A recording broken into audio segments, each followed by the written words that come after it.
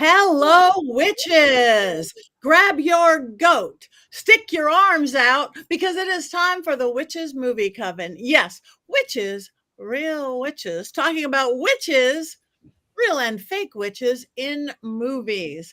Tonight we are doing Weapons, a brand new 2025 film. And I am Patti Negri. I am one of your hosts. You might know me from Ghost Adventures. You might know me from my new book, Dollcraft, right out from Llewellyn. You might know me from The Witching Hour, my podcast. You might know me from Bathroom Walls Across America. But I am here and I am proud to introduce you to my co-stars. Let's start today with Richard-Lael. To quote Courtney, that's me. Hi, Richard-Lael is my name. Richard-Lael is one name, not two. If I were just Richard, I would be a. I am known as the gentleman psychic. I am different than all of the other psychics who are all doom and gloom or love and light. I'm a happy medium. I used to be a psychic and a small, but I gained some weight. And since we're on that topic, you can go right over here to that, and you can go to that mystery control, that thing right over there, and you can get all of our pillows and blankets and hoodies and wonderful things. Also, hit the like and subscribe over wherever that may be, because that helps out the algorithms and that helps us to continue to see you. Thank you very much. And with the golden locks, Jason Mankey. I'm Jason Mankey, 10-time Llewellyn author. This is my latest book, High Priest, a biography of Raymond Buckley. That's Jason with one J and not two, because if it had two J's, I would be a JJ, and I'm just a Jason. Thank you very much. The lovely Heather Greene. Hi, I'm Heather Greene. I'm the author of Lights, Camera, Witchcraft, the critical history of witches in American film and television. I am also an author. I'm an author. I'm also an editor at Llewellyn Worldwide, working with wonderful witchcraft authors or witchy authors or authors that write about witchcraft and occult things, as well as a journalist covering all things occult and a member of this coven. And I'm really excited to be here again this Wednesday with y'all. Thank you very much. Now, unfortunately, Courtney cannot be with us this evening. Send her love, send her good vibes, send her hugs. She's not feeling well. Her accident thing is not doing good. So get well soon, Courtney, please. But in her place, we have the wonderful, always so well informed, Scarlett Amaris. Welcome, Scarlett. Thank you. Thank you. I'm Scarlett Amaris. I'm a screen and television writer. I've also written books. I also lecture on the history of witchcraft and on mythology, and I've started directing music videos. So that's kind of me. Thank you very much. All right. So again, we are talking about the movie Weapons. It's a brand new movie. It was directed by Zach Cregger. Hopefully you guys all watched it. I think it's going to HBO Max, but it's been one of those pay to play ones, but I think it was worth it. But before we even get into the movie, our silliness and our great stuff, I want to do a tribute to my friend Trevor Moore. Why, you say? Trevor Moore was one of the Whitest Kids You Know, the comedy group Whitest Kids You Know, along with Zach Cregger, who is the director of this film. Trevor Moore and I met, I don't know, 6-7 years ago and started working together on YouTube, moved to Comedy Channel. And we just hit it off like this. All of a sudden we had a show. We had a show on the Comedy Channel. It was the Trevor Moore Show. I was his psychic sidekick, or to get him to believe in ghosts and not believe in ghosts and all sorts of wonderful things. What he brought to comedy, his sketch comedy, is a whole new era, but the Whitest Kids You Know brought in. And sadly, 3 episodes in, Trevor had a tragic accident and fell off a balcony and passed away in 2021. Devastating to all of us who knew him, because he was the most full of joy guy, and it was great. And even his wife said at the funeral to me that our relationship was this special thing. And this is one of the biggest deaths that have ever affected me. And why I even wanted to bring it up, to not bring us down so I can bring us back up, is the director, also Whitest Kid You Know. He credits the emotional core of the movie of Weapons to his grief over Trevor's death. The film was totally born of that place of loss for him, transformation, and the attempt to find meaning after tragedy. So again, um, thank you very much, Kelvin. Again, I am fine. I live on, but I miss my funny, irreverent, make me roll on the floor and pee myself, Trevor Moore. But Zach lives on, and he went so successfully into directing and movie. And I just want to start there, but let's go get back into the fun and games. Miss you, Trevor. Love you. I'm sure you were at the screening of this film, and hopefully you guys all saw it. But again, just in case you didn't see it, Richard-Lael, do you have a thorough and unbiased synopsis of this lovely film? No. No, I'm just kidding. I might actually surprise you today because this one is one that I will be direct on, and I will not give any opinions until it is time. 2025. This is a film that takes place in 2025, though I think 2 years after. The date is actually slightly wrong. I think they say that it was a Thursday, the day that the children disappeared, but it was actually like a Tuesday. I don't remember. I don't care. So the story basically is that in this little town in Pennsylvania, this fairly new teacher goes to school one day, and every one of her students have disappeared in the night. All but one lone boy. This one boy, as we discover, his auntie had come, his great aunt or his mother's aunt. We don't know, because this auntie shows up, and she is a little bit terrifying in the fact that she is this aged, elderly person that even the mother and father don't know that well. At one point she says she's the sister, and one point she says she's the auntie. I have a theory which we'll get into in a moment. As it turns out, this woman, after all of these children have disappeared, the teacher has gone through vandalism. People have called her a witch. They have vandalized her car by calling her a witch. They have outcast her. They have ostracized her to the point where when the superintendent or the principal of the school tells her that she needs to go home, she says, "Home? You mean like the liquor store?" Because she's under so much duress. All of her pupils are missing excepting for this boy. All of them. And the whole film is sort of cut up into 5 different segments, 6 at the end.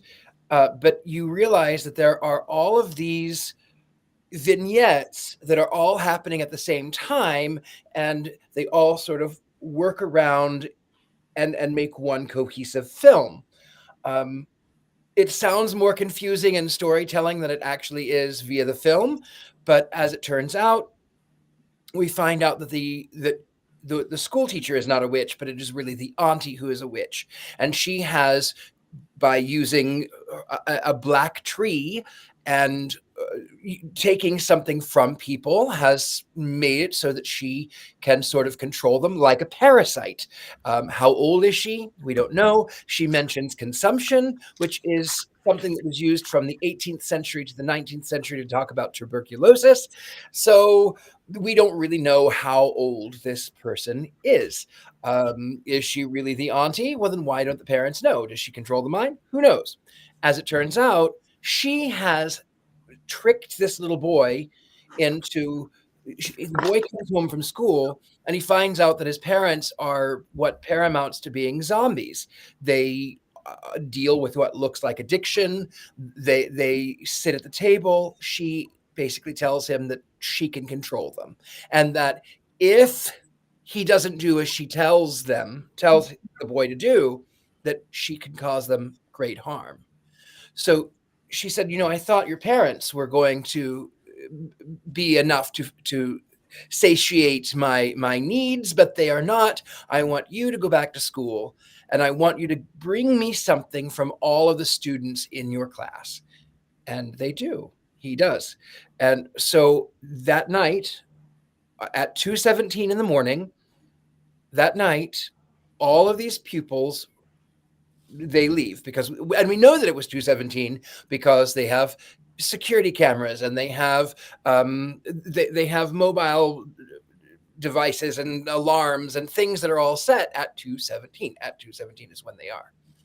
So as it is, this witch causes parasites that she takes over their minds.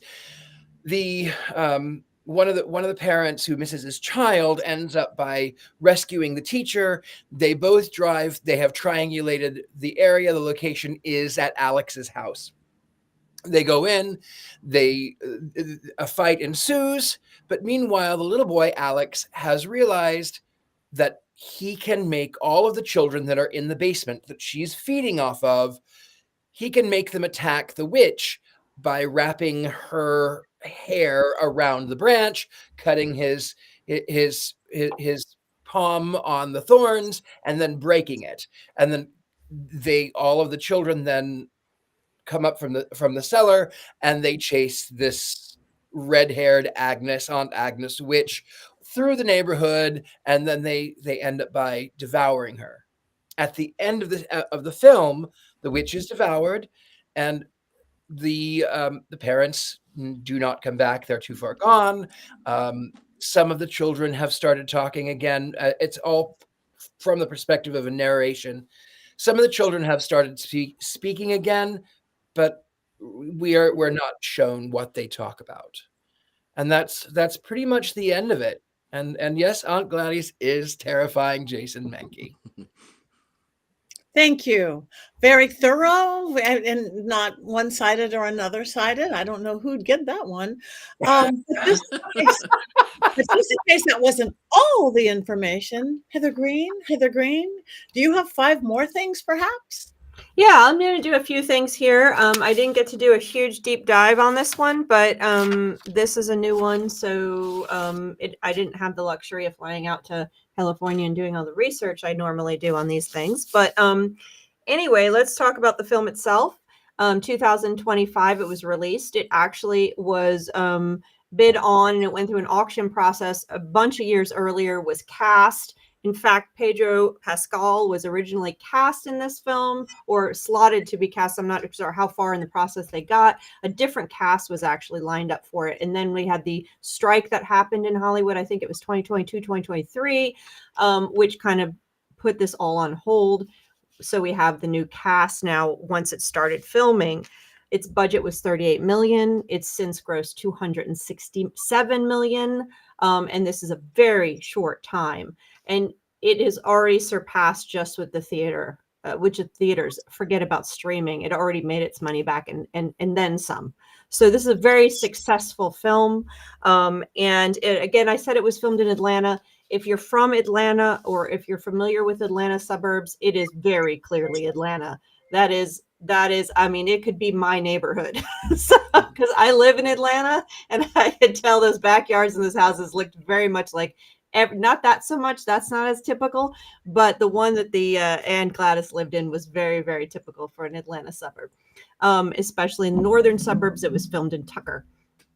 So anyway, as Patty said earlier, it was directed by Zach Kreger, who is first known as a comedian, and he directed, well, as a comedian, he was in Friends with Benefits, if you watch that show on NBC, and of course, White Kids You Know, as Patty pointed out. That was, I believe, the Independent Film Channel had that one. I did not watch either one of those, so I was not really familiar with his comedy. But he did direct a film called Barbarian, and it came out in 2022. I did not see that one either. Again, not familiar with his work, but it was very successful, which led to the ability and the his ability to auction this one off and get the backing he got for this film because Barbarian was so successful. So that's Zach, that's our director. So let's look at our actors. We've got a few notable names. You know, I like to always bring them up in case you've seen them before. So Julia Garner, I recognize her from Ozarks. She played Ruth in that. She was great. That one I don't have on my list, but Oh, that's a Silver Surfer from Silver Fantastic Surfer. Four. Okay, yeah, I didn't put that one. I only put a couple on my list. So there she is there, inventing Anna. And she also got, I can't read. She's gotten Emmy Awards and Golden Globes. She's very successful and she's very recognizable as an actress, a younger actress. Of course, Josh Brolin, if you're a Goonies fan, you might recognize him as the big brother in Goonies. He also was in Milk more recently, the Harvey Milk biopic. And if you haven't seen No Country for Old Men, I've seen it multiple times. And that one is a very good film, and he is also in that one. Another name you might recognize, Amy Madigan. Am I saying that right? Madigan. Thank you. Married to Ed Harris. I didn't even realize that when I was doing a little research on her, but she's been around forever. Field of Dreams, the Carnival series, Grey's Anatomy. She's been in a ton of things, so you'll recognize her for quite some time. Good number of decades that she's been around. She, of course, was Aunt Gladys. Benedict Wong. I don't know if anybody recognized his face, but we did do Doctor Strange here. So there's some of our characters. So he is, you might recognize him from Doctor Strange. Another one I want to bring up is June Diane Raphael. So I recognize her immediately because she was in Grace and Frankie. And that is a very recognizable face and her demeanor. So I recognize her immediately. She, of course, had just a small role here as the girlfriend or wife of the police officer. And that police officer, we've discussed him before. He was much younger when we discussed him before. Alden Caleb, and I can't say his last name, Enric Reich, something. I can't say his last name. Aaron Reich. There we go. He was the cop. Of course, we saw him. He was actually played Han Solo in Solo, but we talked about him in Beautiful Creatures. He was Ethan, the main character who encountered the witches in that movie. So we've talked to him. He was also apparently in Oppenheimer, and I don't remember his role there. So those are some of our characters, a few others. But those are the ones I wanted to mention real quick. So let's talk about the witch herself. Now, every time I get further down in these numbers, with these points, I get a little bit more theoretical and a little bit more film geeky. So let's talk about the witch. Of course, we have one in this film, recognizably a witch. She's doing ceremonial witchcraft. Now, when our director, I saw an interview with him, and he talked a little bit about how he came up with the narrative here. And he didn't say, I want to make a witch film. It was all about the fear in the suburbs. I'm going to disappear some children. Let's put a scary teacher in there. Let's put a teacher in there that people blame. Let's make an angry parent. So he kind of built it. So it wasn't necessarily originally going to be a witch film, but the witch becomes the reason for the other parts. Okay. So and what's interesting is he was originally going to give the witch also a backstory. One of the segments was going to be from her perspective. He pulled it out because he didn't want to give her he said it didn't feel right. So what does that do? So here we have a witch who is very hard to pin down. Is she a biological witch? Is this something that she's been around forever and she's just biologically magical, sort of like the practical magic witches? Or is she more of a ceremonial witch, someone that's learned the craft of doing the things and the things happen? So we don't know. And the director actually gave the actress the choice, but they never spell it out in the film. We don't know in the film which one it is. Because she does do ceremonial stuff. We see contagion magic happening. We see blood. We have things being taken. We see spells being cast. We see candles. We don't see pentagrams or any kind of true chanting. So we don't see the full ceremonial pieces, but we do see some of it. So it's hard to tell. The other interesting part about her, and I'm not going to get too crazy with this, but if you read my book, you've read about the idea of the clown witch. This is a trope. This is a character, an archetype, if you will, that I named that's gone back for a very, very long time. I'm starting in the silent era. And typically clown witches, as time went on, were very much positioned with red hair, loud clothing, bright colors. Think at Endora, okay? Perfect example of a clown witch.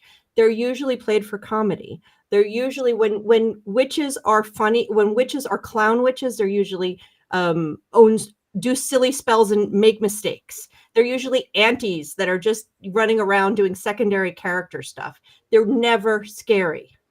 This is the first time that I've seen a clown witch merging with that sort of fear of clowns, that kind of to create an actual frightening clown witch. So that's an interesting twist here for me as a scholar and a person who studies witchcraft representations in the media. So you have that trope going on. So what do we do with that? I'm going to leave that there.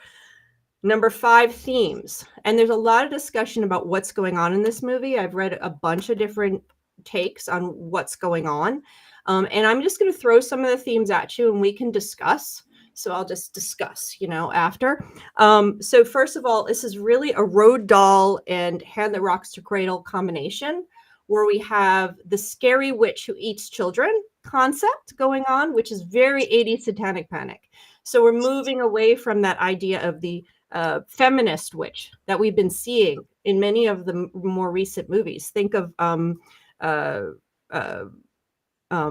Wicked, for example, the most obvious. So, and a lot of the movies we talk about, even Gretel and Hansel had that. The backstory's gone, so we don't know why this woman is being so horrible in eating children. It's very 80s satanic panic, the witches, hocus pocus. So we have that going on.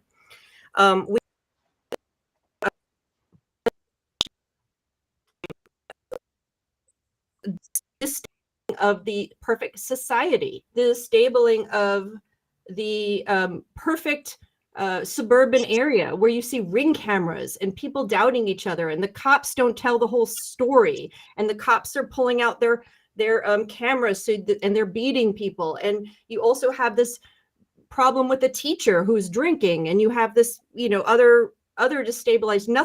Nothing's quite right. It's like people are just destabilized. It's not 1950s perfect suburbia. Something is wrong. People are not trusting of each other, and everything that is supposed to be something you trust is a little not trustworthy. So you're getting that as well. You're not getting a perfect suburbia, right? And then you add into that the moral panic aspect of it with calling the teacher a witch immediately.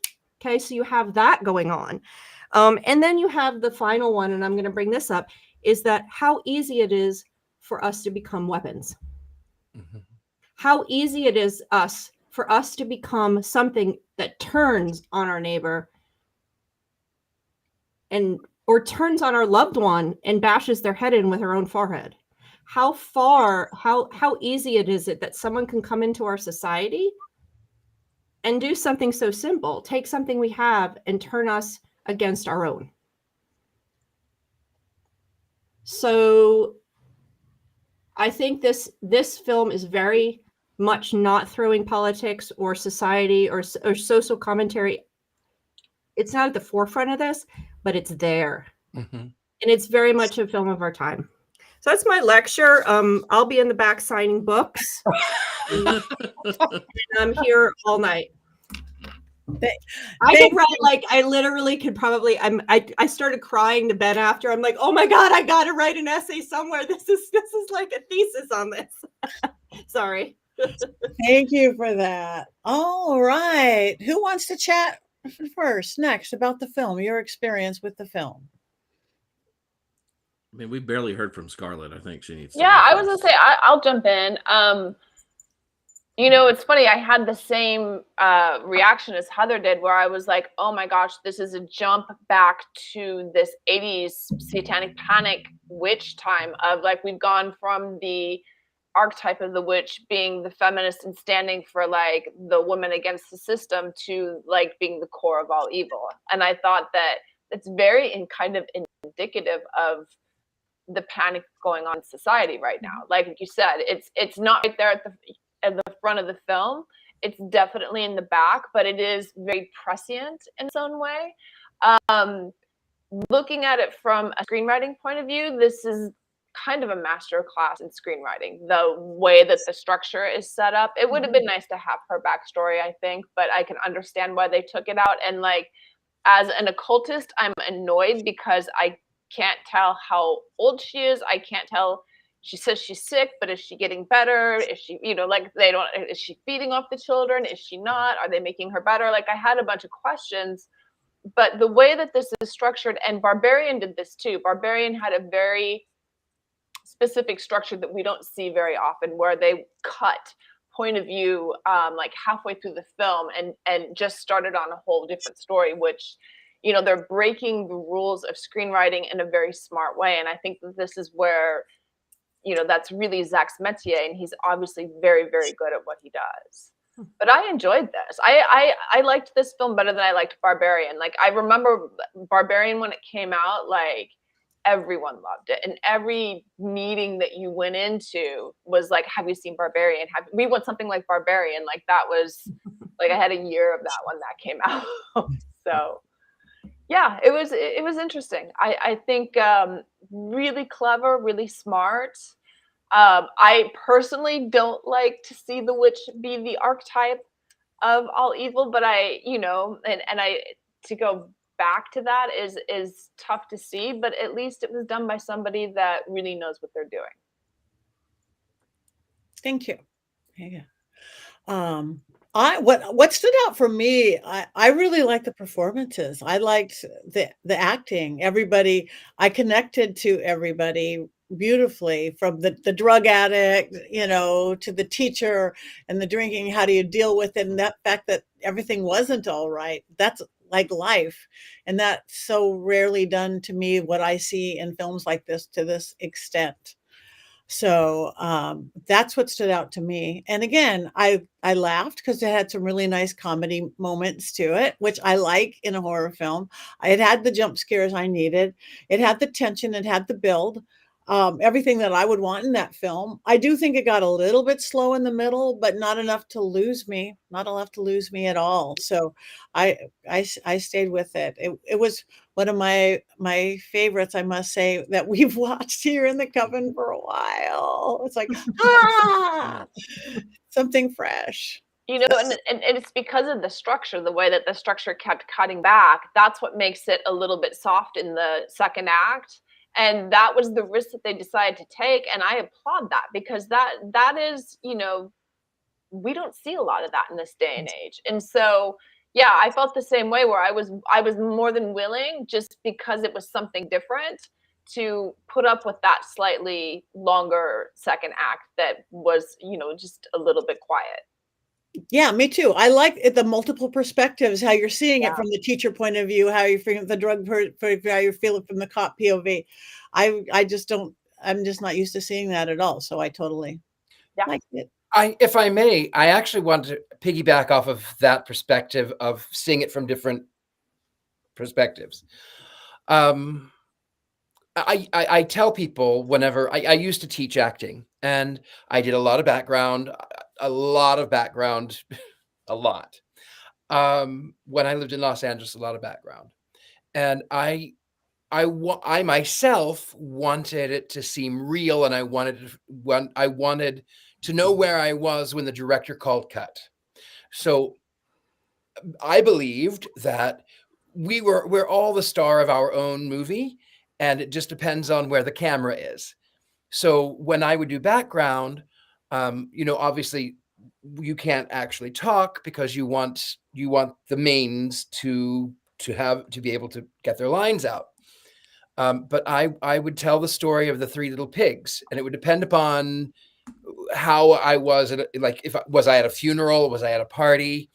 If I was at a party, it would be, I would whisper the story. And then if I were at a funeral, it would be,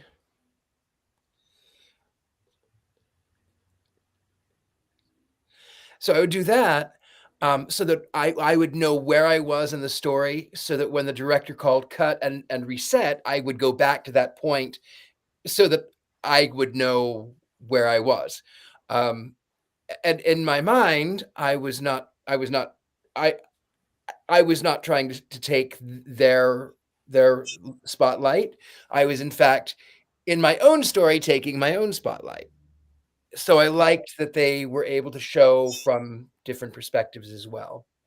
One other thing I wanted to mention too was that there was a lot of thought about addiction in this one. Now, the director was adamant that it was not only about grief and addiction, but there was a lot of thought about addiction, even the way that the parents' homes looked, how alcohol can do, what methamphetamines can do, how it sort of takes over. And the other thing that I wanted to mention was the way that the children ran with their arms out. This, I know it seems really silly and disconcerting, but it was actually inspired in part by the end of the Vietnam War. There is a tragic, horrible, gut-wrenching photograph of a child naked running from her village, and she's in such agony and pain, and she has the arms out. So that is what I heard may have inspired that run. And this has so many different elements of social commentary, of addiction, of abuse, of how we become the weapons ourselves. And where I will say I did have to grapple with the idea that the witch was, again, the archetype of villainy. But in this instance, I actually really enjoyed it. And the fact that throughout the film, they talk about parasites. Even when the teacher is talking, she's talking about parasites. When the principal and his husband are watching television, they're talking about the parasites that will go into a snail and they'll make it crawl up and be. And then, of course, there's I think there was one about the parasites in ants that make them crawl up on a leaf. And then they get attacked. They get eaten by a bird, and then another. It propagates that. So, and even when you phonetically in the UK, you would call her Aunt Gladys, but she's not in the UK. She's American. She's Aunt Gladys, which I find to be rather fascinating as well. Thank you. I think that coercion is another kind of big key thing in that movie too. I have to say that the scene where the parents are stabbing themselves in the face with the fork is one of the most effective coercion scenes I've seen in and simple and effective, where I was just like, wow, okay, that really worked. And that's, it wasn't complicated. It was like, you're going to do what I say or else this. And there was a lot of, I like when movies seem to have this, there was a lot of face puncture. There was a face puncture joke going through the whole movie. And I don't mean that like in a funny way, but it was obviously like, it's in there somehow. Between the officer getting the needles in the face. There's a lot of face trauma in this film. I want to just bring this up, and then Jason hasn't talked, but I just want to mention real quick is that with the ant thing, since it came up, is it just dawned on me is that there's a movie called Blue Velvet, if you guys haven't seen it, many years ago, a fantastic film, and it opens with the concept of there being trauma or disruption or destabilization or suburbia isn't what it seems to be, and it opens up with a suburban scene, and then it tracks down below and there's ants, and it shows the ants. This is the opening of Blue Velvet, and this has a similar, using the ants and the idea of there's a couple moments, Richard-Lael, you brought up one of them where they mention that concept of the ants and the bugs and that in this as well. So I thought that's just an interesting thing that popped into my head is that use of that as connected to suburbia and connected to the behavior in that realm. I find suburbia as a setting really fascinating in this movie, because I would argue ever since Steven Spielberg, when we see a movie with children in it, it's this beautiful, idyllic spot. We're running around at night. We're playing kick the can. Everything's fine. Even in some other horror movies with kids, the suburbs are still fun, right? Maybe there's a threat in the background, but they're still fun. And here, I think we create a suburb that is a lot more like real suburbs. Alex's parents disappear basically for a couple of weeks, month. Like, there's a period. I'm not sure exactly how long the kids are gone and everything else, but the parents are gone for that period of time too. Nobody thinks to check on them. There's that one visit from the police, and there's just a loneliness to that house, a solitariness to that house. And we think America's not like that, but I would argue that America really is like that today. And we don't talk to our neighbors, and we have no idea what's going on, and we don't think to check on them as they're just being fed soup for weeks and weeks and weeks. And I admit, Jason, I actually have that fear. I mean, I'm well known, I'm everywhere, but I have that thought of like, what happens if I just didn't show up? What would happen? I am a recluse by nature. I am a recluse. I give readings, but I rarely ever check my emails. I don't answer my phone anyway. So what would happen? No one would know. I'm the weird person who talks to everyone when I'm out and about. So I think I would be discovered within like an hour or two, just because I know so many people and I talk to all my neighbors. But I know that's the exception these days, and it's no longer the rule. And I just was really struck by that solitariness. The teacher was pretty solitary. Brolin was really solitary too. Nobody thinks about what their neighbors are doing, what's going on over here. It's easy to say the teacher is there because she's somebody that everybody knows. She's easy to cast blame on. It's harder to cast blame on that person that you don't know down the street. Right. Richard-Lael, we would know. Come Wednesday, we would know if you didn't show up. Yeah, I mean, your body might have been decomposing for 6.5 days, but we would know. Yeah. Eventually. Or on school day. If you didn't show up to University Magicus and you didn't show up here. That is also true. That's also true. But when I lived in Hollywood, I lived, and I did talk to my neighbors. I lived in it when I was fairly new to Los Angeles, and I lived in this tiny little one-room studio, just diagonal from Hollywood Forever. And I did know my neighbors. I knew the people on the one side because they were loud and obnoxious, and then I knew they were there. And then I knew the guy on the other side because he was a hoarder, and he would call the cops on me and say that I was doing satanic orgies. Aw. I want to be invited. Right? I knew the guy down the way because I had found this thing on the street, and it was this fabulous thing, but it had rained, and I set it out to dry, and then I had to go find where it went because he was like, "Oh, I just thought someone was throwing it out." But I will tell you that on the 4th of July, I was out. I was out with the fellow that I was seeing. I was out. And when about a week went by, and one of my neighbors said in passing, he said,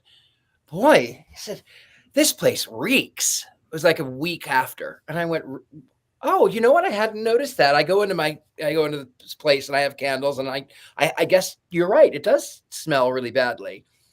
And then I went into the kitchen, and I come back out, and I see my neighbor standing at my closet door. And then I went, "Oh," and he's gone. Like, it was just, he was there and he was gone. I went, "That's weird." Well, the neighbor that I saw ended up by being killed. Long story short, I come back a week later, and there's all kinds of cops around. And the guy that I was seeing says, "Oh, darling, be careful, be careful. There's police around." I'm like, "Oh, I don't care. I'm going in the front door. I don't enter through the back door. I'm not the staff." It's this weird thing. So the cops get me, and they say, "Where do you live?" I tell them. And they said, "Okay, don't step in the blood." And I'm like, "Okay." So they bring me in, and they say, "Where were you on the 4th of July?" And I said, I was out. And they said, "Well, your neighbor over here said that you are you have gay satanic orgies and that that you murdered the guy down the hall. And I said to them, listen, of all the people in this little building, I would not have done the guy in that apartment. It would have been the guy next door that I would have gotten rid of first. But he was there. I'm not going to, in case there's still things. He was there for a week. Nobody knew until the maintenance man went in. Nobody. A week. Yeah, sadly, that happens with elderly people a lot. You got to get to know your neighbors. And I mean, everybody's writing about how our disconnected society. There are a few neighborhoods left that people know each other. Right. Scarlett and I live in a neighborhood. You know the people in your building. I know everybody in all my streets. We have barbecues and block parties. We're like Americana in the middle of the Hollywood Hills. You guys can make it happen. One person, you could meet your neighbors. You really can. And especially your older ones, get to know them because that happens. It happens. They'll be checking on you if you die unexpectedly alone in your house and you don't want to be eaten by your cats. You need your neighbors. That's right. The evil witch on Ivorine. That's me.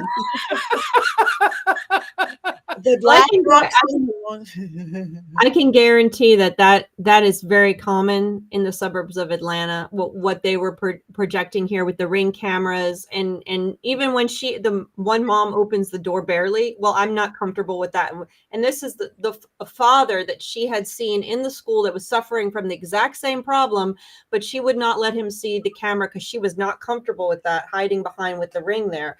And I could say, I mean, I live in the Atlanta suburbs, and I don't know my one neighbor. I've lived here for almost well over 10 years, and I've seen him. I've tried to talk to him. I don't ever see him. I mean, he's never there. So, you know, I know other neighbors but it is. And I think someone said that it could be partly our disconnected society or our now digitally connected society. And I think that's definitely, if we were to go on a philosophical rant, I'm sure that's part of it, because it's so easy just to come on and chat on Reddit and various things and ignore your neighbors right outside, including your little animal friends and trees and everything else. So yeah, this is definitely a symptomatic issue that they're dealing with in this film. And I'll just say that I thought it was I love films that don't go in linear order when they tell a story. So they did it very effectively. And I thought there was some great camera work involved. I thought it was a little gory for me. My taste, I could have cut down on the gore, but I get it. It wasn't extraneous. It didn't get too far outside the film, but anyway, I enjoyed it. So I'm looking forward to a potential number 2, which he says is possible. On a more positive note, Patty made a note of this earlier. There were times when I found the movie pretty funny, and I'm not sure that I was supposed to laugh at all those times. Like at the very end of the film, when the kids are running through the suburbs and crashing through the glass and tearing the screen doors off, I thought that was hilariously funny, because it was so unexpected to see something like that. And you don't see things like that. And I laughed really good and hard. And then Aunt Gladys gets her face torn off, and I stopped laughing. But it was watching some of those scenes because people were just doing things you didn't expect them to do. Right. And that's a comedic device. I mean, we see it in movies all the time, and they'll run past a couple watching TV, and they come out the other side and they've got a sheet over them, and then the other people come across. Yeah. I mean, it's an age-old comedic device. I was very surprised. And then the one guy looks over and there's this crazy old woman running through, and then there's a bunch of kids, and he just looks the other way. I laughed out loud too, Jason. Yeah, I think we were supposed to. I think we were supposed to break that energy to keep you on a roller coaster. Yeah. So I often laugh in the wrong places in movies. You know, like I find the Jurassic Park movies hilarious, the new ones, because they're so bad. But no one else in the theater is laughing with me. So I'm glad that people were laughing with me this particular time. But also, was Aunt Gladys scary to everybody else too? Like, anytime she was on screen, you know, like she would try to be charming, but that would last for about 22 seconds. and then you're just instantly creeped out by everything. The wig, the fact that she looks like Bozo the Clown, the really old clothes, the glasses. The actress who played her just did an outstanding job. Amy Madigan, just terrific. Yeah. I agree. So any other comments before we move on? If anybody has quotes, does anybody have quotes? Not really. We don't have any quotes. All right. Well, then we move on to Jason. Do we have a Mankey movie moment? We do. Remember that these are always hard to do when the movies are good, right? It's easier when they're bad. This was tough. But I do have a few unanswered questions about weapons after watching it yesterday. I'm going to start with Alex. Alex is the boy who did not disappear, and he has to feed his 17 classmates and his 2 parents soup to keep them alive. That's 19 cans of soup a day, and it presents a lot of math that was not explained in the film. 1 can of Campbell's chicken noodle soup, not diluted, is 10.75 ounces, or about 64.5 teaspoons. I did all this work for you. Feeding a drooling zombie-like person 64.5 teaspoons of soup a day has to take at least 5 minutes, but it's more likely to take something like 10 minutes, judging by how fast Alex feeds people in the movie. Let's say it's 10 minutes per person. That adds up to over 3 hours of feeding people a night. That is a lot of time spent on soup. Did he ever get his homework done? Did he ever have time for anything else other than soup? But some of you are saying Alex didn't feed every kid a whole can of soup a day. But those kids were not emaciated, and they had plenty of energy at the end of the movie. Clearly, they were getting entire cans of soup, or they would not have been able to run that fast and tear off Aunt Gladys's head so efficiently. So yes, clearly, whole cans of soup every day. And I can't help but think of Alex buying all of that soup, which I suppose had to occur daily. It's got to be 20 cans of soup a day. He too has to eat. No one got suspicious about a small boy buying 20 cans of soup daily? This police force is inept. That's 140 cans of soup a week. That is a lot of soup. I feel greedy and judged if I buy 10 cans of condensed soup in one shopping trip. Alex was doing twice that on the regular. Speaking of inept police, Police Officer Paul was stuck with Aunt Gladys for how long? Clearly it was several hours. Is there not GPS on his car or on his phone? Why wasn't anyone concerned about this? Was everyone down at the donut shop? Or perhaps the force was finally investigating the condensed soup shortage in town. Whatever was happening, it was clearly not good policing. And Aunt Gladys, how dumb were Alex's parents? Does his mom really have an Aunt Gladys? If she was really the woman's aunt, wouldn't everyone have warned her to stay away? Or perhaps everyone was already dead in the family, which in and of itself should be a huge warning sign. If the last thing I hear is Aunt Gladys is staying with us, and then I never hear from that part of the family again, maybe I would assume Aunt Gladys is to blame. Why are all the people in horror movies so dumb? And finally, where were the weapons? I get it, the children are the weapons.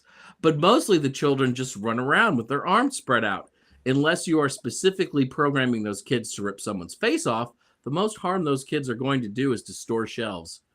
Just think of all the merchandise they are going to knock down with their arms spread out like that. Kevin to aisle 10, please. Kevin to aisle 10. Just think of all the stuff Kevin is going to have to pick up and put back on the shelf. Seriously, though, I starved myself of information about this movie for months, so everything would be a surprise. But with a title like Weapons, I did expect a few things, like actual weapons. In my head, I built up this fantasy that the movie would end with giant laser beams, or someone would use one of those cool maces with a ball and chain on the end, and then bees would come out of the spikes. But no, we can't have cool things like that. Flaming swords are always nice too, but no, again. We got bundles of sticks and bowls of water. It was like Aunt Gladys took horror movie lessons from the Blair Witch. So what are we to make of these gaping plot holes and weapons? Well, they should infuriate you and take away any enjoyment you got while watching this film, because these issues were big, important, and not just dumb things I made up to fill my 4 minutes on the show. I got one for you, Jason. Yeah. What happened to the investigation of the husband, of the principal's husband, that's face got bashed in by the principal? Did they ever go and look for, like, what happened to that? Right. And the principal's dead too, right? So you think you'd go to the house and find all of this stuff out. Did they have a Ring camera? Like, did they get a picture of Aunt Gladys? Right. I think every horror film, though, you have to set aside certain expectations and just live in this world where people are going to make really dumb choices, right? And you have to just suspend disbelief. Certainly. That was brutal, though. That scene really hurt me. Me too. And as soon as someone said, no, I don't want a glass of water, I like to drink from a bowl, I would have been like, no, dog, get out. You're done. Get out of the house. You're not drinking from a bowl. Well, and then that brings up the other thing. You said, where were the weapons? So, okay, the kids are the weapons, right? Yeah, as you pointed out. Well, maybe the weapon was the witchcraft. Yeah, for sure. But it was also the weapon was what they do to each other, how addictions become weapons. We also think about there was a school shooting that happened on February 17th, which is 2/17, which is the time that they awakened. So there's a lot of, then there are the dreams of the weapons, and then there is the longing for the child, which is a weapon, and then the drug needles become weapons. Like, everything is a weapon. Yeah. I think, Jason, you were saying, did you find Aunt Gladys scary? And when I was first looking at her, I was like, note to self, don't cut your bangs too short.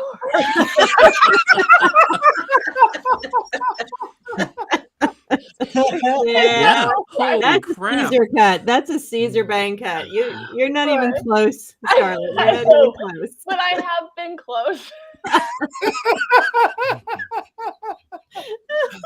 That's funny. That is funny. Okay, well, it is time. Now, all of you in the chat room, thank you again for all your participation. There are some great comments, quotes, and things. Let's vote. Wands up or wands down on weapons? I so wish I would have brought a stick and snapped it in two right now, but I didn't. A little thorny stick. I didn't think of that until just right now, and I'm like, oh, darn it, and I don't have time to go get one. But yes, it's still up. Okay, I can't find my wand, so my goat is up. This are unanimous wands up, which is rare, if hardly ever, maybe once has happened before. That is good. Goats up, wands up, sticks up, knives up. So, okay, all you folks, okay, wands up from Kim, wands up. Thank you. I didn't watch it. Sorry. Soup can up. Can up. I know. Had we thought, I would have had a soup can. I would have had wands. Kim just says wands up. So, all right. So for those of you who didn't say it, if what we talked about intrigued you at all, it's going to HBO Max. You won't have to pay the whole $10 that we had to pay, but I think it was worth that $10.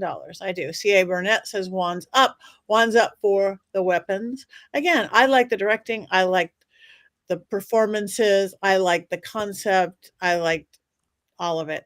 Goats up. What are we doing next week?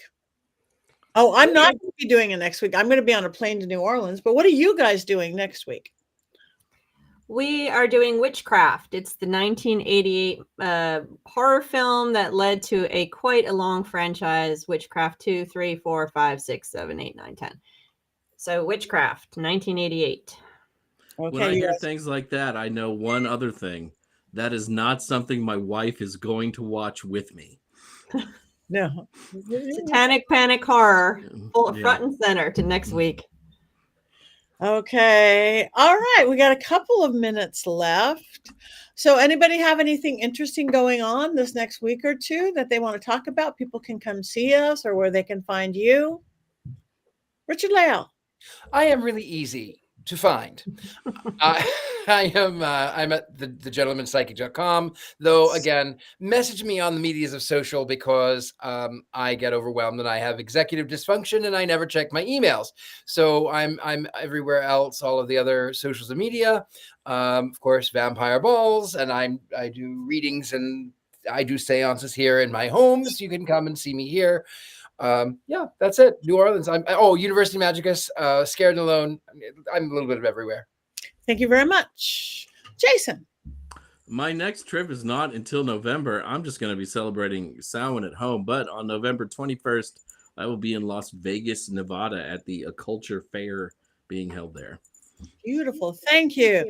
Heather.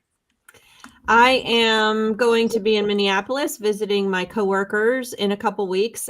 Just working with my authors. That's just going to be a fun little trip. But then after that, I will be teaching a class on the ancient French Wiccan religion. Oui. Here in Atlanta. I don't have the date for that, but it's going to be in the Atlanta suburbs. And I also will be at Conjuration with a number of other great witchy folks. It's a pop culture conference that focuses on pop culture magic, movies, gaming, all kinds of everything you can imagine, even Broadway. And so I'll be doing a few classes on haunted dolls and puppets, and I'm probably going to be on a Broadway panel because why not? And if you get to sing, that'll be even better. And a few other things. I may even do some readings. It's going to be a fun weekend, November 14th to the 16th, I believe. Those are the dates. And you can find it Conjuration in Atlanta. Perfect. Thank you. Scarlett. I just relaunched my website, which is very exciting. It's scarlettamars.com. I'm prepping for a music video. I'm also on script now, so I'm pretty busy. And I'm in the middle of teaching a series, Witching the Art of Words, which is like a creativity and creative writing and witchcraft series all rolled into one, which is something that I absolutely love to teach. So that's what's keeping me busy these days. Beautiful. Thank you very much. Anybody in who wants to get to Eau Claire, Wisconsin, this weekend I will be there for Paganomicon. Phenomena. Wow. Sounds like a Muppet song. Is what it sounds like. I will be helping lead a couple rituals. I will be teaching a doll class both on haunted dolls and on puppets. I will be doing a seance. And again, check it out. Phenomena. You can find it online. Next week, I will be with Richard-Lael in New Orleans. We've got 4 days of vampire ball events. I've got a seance with a ball, and I've got 2 different book signings for Dollcraft. I'm going to be at Bloody Mary's place doing ritual. We're doing a ritual and blessing and a book signing for Dollcraft. And the very next day on Halloween itself, I'm going to be with Ghost City Tours. They're planning a whole event with readers and like candy apothecary witchy stuff, doing another book signing. So coming down to New Orleans Halloween week. And then I get busy. Anyway, that is about it. You guys like us, please. Follow us, please. Check out our website. Check out our books. We all have all of the above. We love your input. We love your progress. 10. We didn't. Only Jason has 10. 10. 10. But tell your friends about us. I got to order the book. Yeah, order the book. Order all 10. I'll order all of everybody's books. And where you can order stuff is mysterycontrol.com. I think you can get many of our books besides Llewellyn and Amazon and your local store. Go to your local store when you can. But we do, as Richard-Lael said, have a fabulous merch. You can get a pillow with beautiful Richard-Lael right on it. You can get cloaks and capes and T-shirts and bling, Black Phillip bling, including Black Phillip, right at mysterycontrol.com. So other than that, we are witches and we have one more thing to do. And if there's not a rush for us to run at full speed with our arms spread, unless we have to cackle, right? 1, 2, 3. Yeah!